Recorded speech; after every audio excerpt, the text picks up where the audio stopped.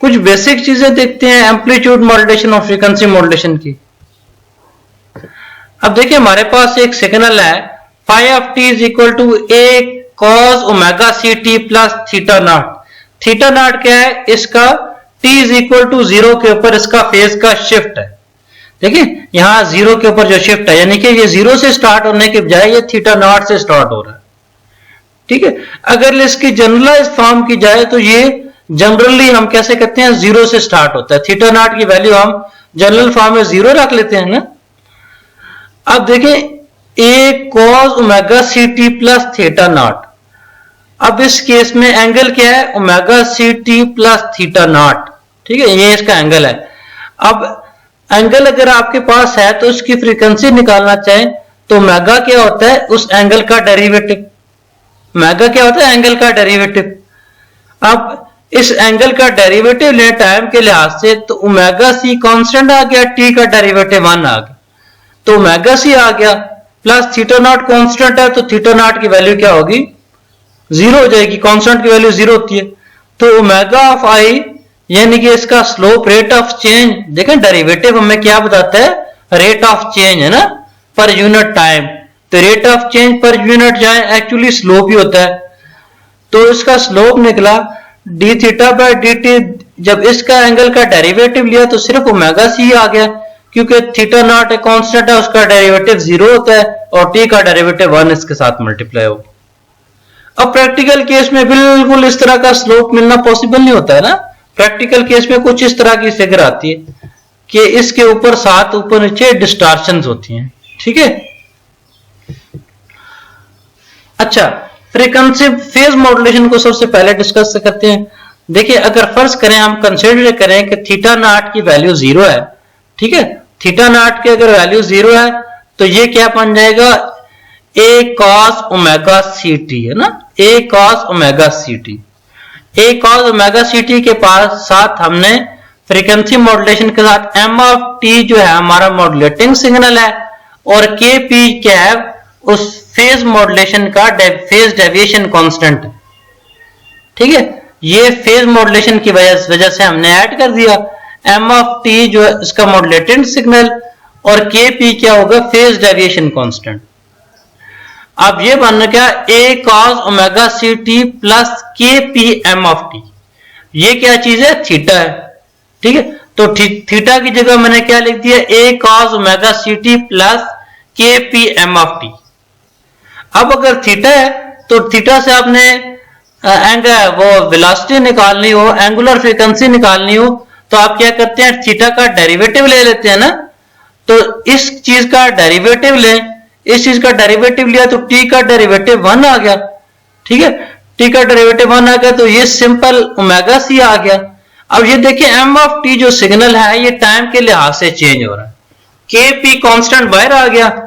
m of t जब time के लिहाज से चेंज हो रहा है तो हमने लिख दिया d m of t divided by dt, यानी कि m ऑफ t का डेरिवेटिव।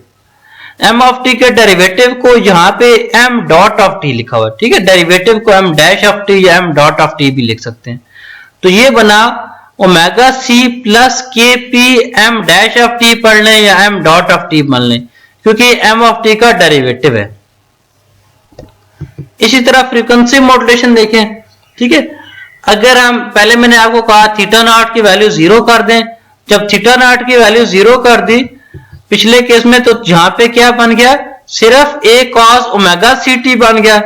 जब a cos omega c t बन गया तो इसके बाद हमारे पास एक फ्रीक्वेंसी का, जब फ्रीक्वेंसी मॉड्यूलेशन करनी है तो उसका एक मॉड्यूलेटिंग सिग्नल होगा, और इसी तरह इसका एक सेंसिटिविटी कांस्टेंट होगा k ऑफ f। तो ये omega of i is equal to omega C frequency है plus k f m of t।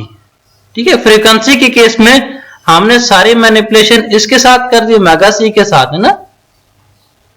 जबकि आपको पता है फेज के केस में सारी जो है सिस्टम जो है वो हमने किसके साथ किया था?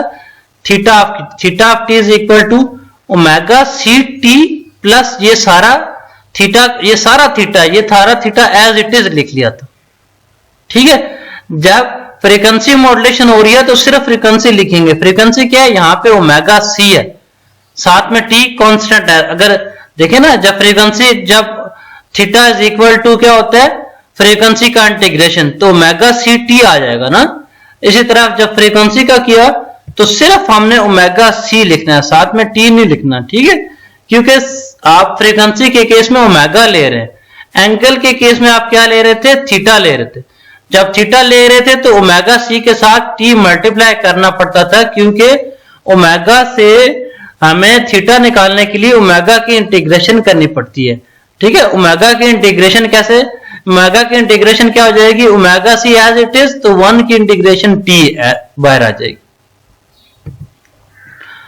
तो ये इसलिए हमने साथ में टी मल्टीप्लाई नहीं किया। तो omega Y is equal to omega C plus के of F M of T, है ना, के एफ एम ऑफ टी।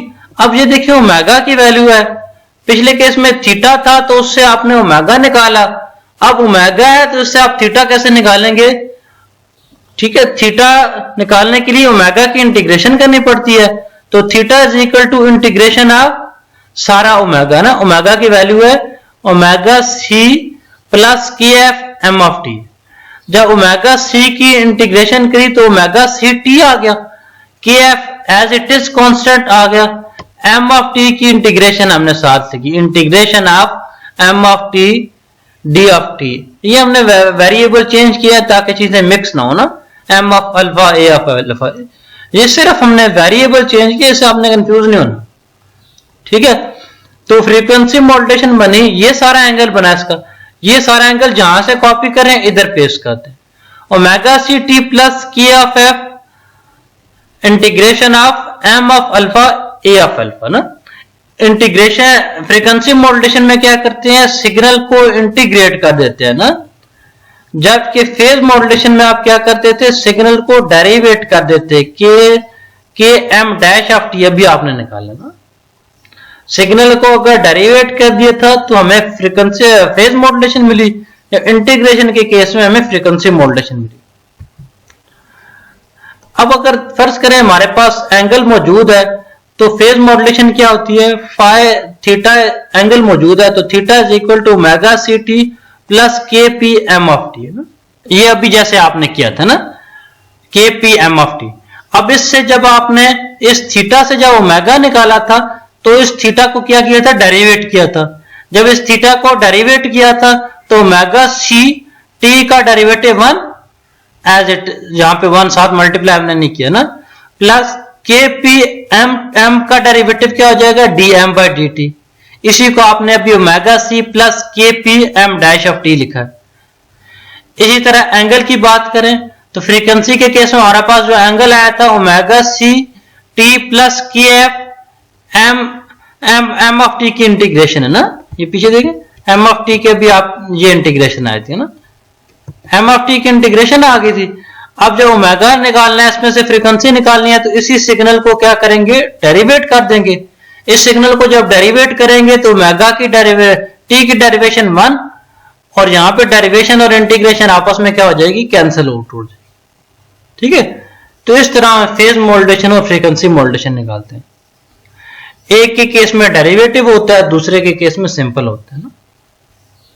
अब इसको थोड़ा ग्राफिकली एनालाइज करते हैं। देखें, एक सिग्नल में एम चाहिए होता है तो दूसरे में एम की इंटीग्रेशन चाहिए होती है, ठीक है।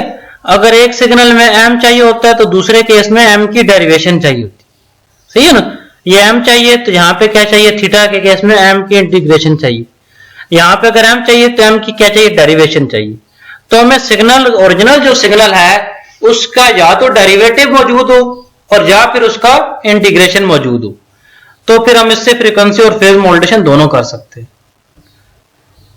अब देखें, ये हमारा सिग्नल है ना, कैरियर सिग्नल है, कैरियर सिग्नल में तो कोई मसला नहीं, ठीक है। ये हमारा मॉड्यूलेटिंग सिग्नल है, ठीक है, ये मॉड्यूलेटिंग सिग्नल। अब इसका, अभी मैंने आपको बताया कि इसका डेरिवेटिव या इंटीग्रेशन एक चीज चाहिए, क्योंकि एक केस में एम है, दूसरे में एम की इंटीग्रेशन है। अगर एम है तो एम की डेरिवेशन है, ठीक है। ये साइन वेव बन रही है ना, साइन वेव का डेरिवेशन क्या होता है, कॉस। तो हमने क्या कर दिया, इसके साथ कॉस वेव डॉटेड फॉर्म में बना दी, ठीक है, कॉस वेव डॉटेड फॉर्म में बना दी। अब देखें, ये साइन वेव के लिहाज से ये सिग्नल है, साइन वेव के लिहाज से आप फ्रीक्वेंसी कर ले ना, साइन वेव के लिहाज से अगर फ्रीक्वेंसी कर लें तो जीरो से जब मैक्सिमम तक जा रही है तो फ्रीक्वेंसी मैक्सिमम होगी। इसी तरह फ्रीक्वेंसी जीरो से जब मिनिमम तक जा रही है तो जहां फ्रीक्वेंसी कम होते होते होते कम होगी। इसी तरह यहां से जब बढ़ रही है तो फ्रीक्वेंसी जहां से बढ़ मैक्सिमम तक पहुंच गई। इसी तरह यहां से जब आगे चलाएंगे तो ये कम होते होते जहां मिनिमम तक पहुंचे। ठीक है, ये फ्रीक्वेंसी सिंपली फ्रीक्वेंसी से क्या कर लिया आपने, फ्रीक्वेंसी के साथ फ्रीक्वेंसी मॉड्यूलेशन नहीं कर ली। अगर इसी के सिग्नल के साथ फ्रीक्वेंसी, इसी सिग्नल के डेरिवेटिव के साथ आप फ्रीक्वेंसी मॉड्यूलेशन करेंगे तो आपको फेज मॉड्यूलेशन मिलेगी। ठीक है, मैक्सिमम है तो मैक्सिमम फ्रीक्वेंसी, अब मिनिमम है तो मिनिमम फ्रीक्वेंसी, नीचे वाला लाइन देखिए, मैक्सिमम है तो मैक्सिमम फ्रीक्वेंसी, अब मिनिमम है तो मिनिमम फ्रीक्वेंसी, मैक्सिमम है तो मैक्सिमम फ्रीक्वेंसी। ठीक है, उसी सिग्नल के साथ हमने फ्रीक्वेंसी मॉड्यूलेशन की तो फ्रीक्वेंसी मॉड्यूलेशन मिली, और उसके डेरिवेशन यानी कि उस सिग्नल की दूसरे रिफ्लेक्शन के साथ हमने किया तो उसके साथ क्या मिला, साइन का इंटीग्रेशन भी कॉज होता है और डेरिवेशन भी कॉज होता है ना। अब उसके साथ हमने किया तो हमें क्या मिला, वो फेज मॉड्यूलेशन मिल गई। ठीक है, ये यहां से हम देख रहे थे ना, ये के ऑफ एफ था ना, एक सिग्नल सिंपल सा और दूसरा उसका डेरिवेटिव था। अब सिग्नल सिंपल सिस्टम के साथ हमने फ्रीक्वेंसी मॉड्यूलेशन की, उसके डेरिवेटिव के साथ हमें जब फ्रीक्वेंसी मॉड्यूलेशन की तो हमें फेज मॉड्यूलेशन मिलेगी।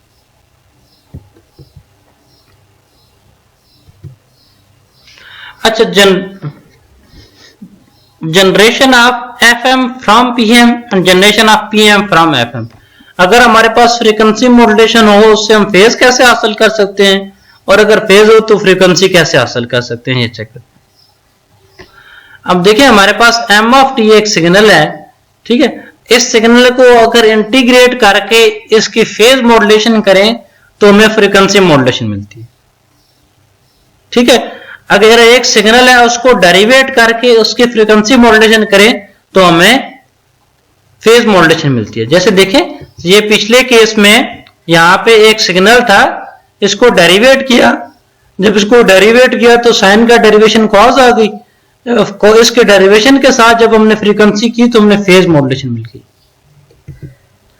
ठीक है, सिग्नल के डेरिवेशन के साथ जब फेज मॉड्यूलेशन फ्रीक्वेंसी मॉड्यूलेशन करते हैं तो हमें फेज मॉड्यूलेशन मिलती है। ठीक है, एक मॉड्यूलेशन से दूसरी मॉड्यूलेशन हासिल कर सकते हैं। Frequency modulation is equal to क्या होता है, एम ऑफ टी का अगर सिग्नल का इंटीग्रेशन ले लें, उसकी फेज मॉड्यूलेशन कर लें तो हमें फ्रीक्वेंसी मॉड्यूलेशन मिल जाती है।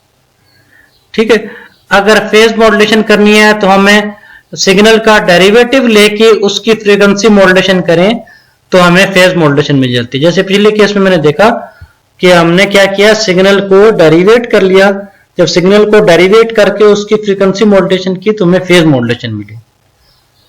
अगर सिग्नल को इंटीग्रेट करके उसकी फेज करें तो हमें फ्रीक्वेंसी मिलती है। ये दो चीजें आपके ज़हन में होनी चाहिए।